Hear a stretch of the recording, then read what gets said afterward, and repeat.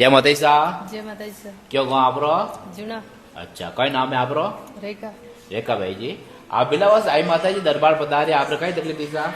हाथरीन बीजी ने गाबरी नसो ने बीजी तकलीफ तो थी। आपने कौन के ओर जाओ तैयार है?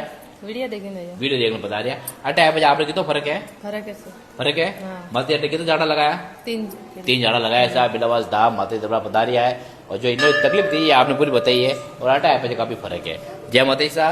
जय माता सा। आप कोई नाम है? मनीषा कुमारी। मनीषा जी, आप क्यों गाँव है? मलारी। अच्छा, आप कई तकलीफ थी सा? मारे बेटा घना था, कमजोरी थी ने सफेद दाग गया मुड़ा राणा। अच्छा अच्छा, तो आपने कौन किया बिलावास माता दरबार जाओ तो सब मैं रोग दूर वीडियो करे? देखने आया हूँ। तो आटा है आपने कितो फर्क है? फर्क है। फर्क है?